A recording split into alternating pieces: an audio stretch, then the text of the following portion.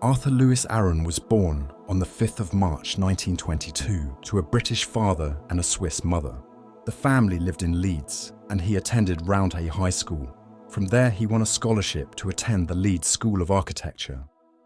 With the outbreak of the Second World War in September 1939, he joined the Air Training Corps at Leeds University and enrolled in the RAF the following year.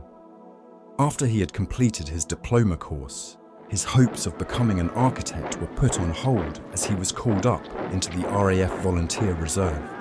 He was sent to No. 1 British Flying Training School located in Terrell, Texas in November 1941, where pilots could be trained in the clear skies of the US without risk of enemy interference. Initially, he wanted to train as a fighter pilot, but became more attracted to the team aspect of a bomber crew. After he completed his training in June 1942, and on obtaining his pilot wings, he returned to England to join the war effort. It wasn't until the 17th of April 1943 he was posted to his first operational flying unit, No. 218 Gold Coast Squadron, flying short Stirling heavy bombers from RAF Downham Market in Norfolk. Arthur's first taste of action was in the Bay of Biscay in April 1943, flying a gardening mission laying mines off Biarritz, in the hope of disrupting the shipping lanes and naval bases of Nazi-occupied France. But within a week, he was being sent to bomb heavily defended targets within mainland Europe and Germany itself. On one subsequent bombing mission in July 1943 over Remscheid, Germany, his aircraft was badly damaged by anti-aircraft flak and a 30-pound incendiary that penetrated the fuselage roof and set light to the hydraulic fluid gushing from fractured pipes. The aircraft, filled with thick black smoke and fumes and flames, roared up from the fuselage floor. The brightness of the burning plane in the night sky attracted the searchlights who marked the aircraft for the flak to start again. Arthur wasn't fazed and pressed on with the task of reaching and completing the mission. He instructed the crew to deal with the fire. With sheer determination, they managed to reach the target. Arthur then started a diving, twisting descent to forestall the flak and escape the searchlights. So much so, the crew thought the bomber was out of control and headed to grab their parachutes. His actions were rewarded with a Distinguished Flying Medal. The citation reads, "He has avoided trouble by his skill in anticipating enemy action and taking the correct evasive action. He has proved himself an exceptional captain and leader."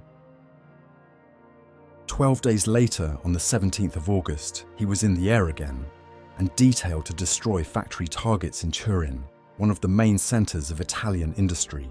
When approaching to attack, the bomber received devastating bursts of fire from an enemy fighter. 3 engines were hit, the windscreen shattered, the front and rear turrets put out of action, and the elevator control damaged, causing the aircraft to become unstable and difficult to control. The navigator was killed, and other members of the crew were wounded. A bullet struck Arthur, breaking his jaw and tearing away part of his face. He was also wounded in the chest, and his right arm was rendered useless. As he fell forward over the control column, the aircraft dived several thousand feet. Control was regained by the flight engineer. Unable to speak, Arthur urged the bomb aimer by signs to take over the controls. A course was then set southwards in an endeavour to fly the crippled bomber, with one engine out of action, to Sicily or North Africa. Arthur was assisted to the rear of the aircraft and treated and given morphine. He remained there for only a short time, insisting on returning to the cockpit, and although he was in great pain and suffering from exhaustion, he continued to lead his comrades by writing instructions for them with his left hand. 5 hours after leaving the target, the fuel began to run low. They were directed to Allied-controlled Algeria, and thankfully, the flare path at Bone Airfield was soon sighted.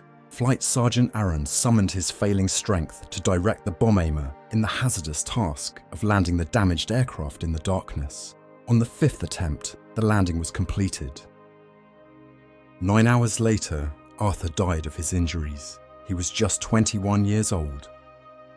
For his actions, he was awarded the Victoria Cross. His citation read, Had he been content, when grievously wounded, to lie still and conserve his failing strength, he would probably have recovered. But he saw it as his duty to exert himself to the utmost, if necessary, with his last breath, to ensure that his aircraft and crew did not fall into enemy hands. The citation finished with, "In appalling conditions, he showed the greatest qualities of courage, determination, and leadership, and, though wounded and dying, he set an example of devotion to duty which has seldom been equalled and never surpassed." He was laid to rest in an Allied military cemetery in Beaune, Algeria, along with the navigator from his bombing crew, Warrant Officer C.A. Brennan. At the time of their deaths, they had flown 21 operations. Sir Arthur Harris, head of Bomber Command, later wrote to Aaron's parents in Leeds, "In my opinion, never in the annals of the RAF has the VC been awarded for skill, determination, and courage in the face of the enemy greater than that displayed by your son on his last flight.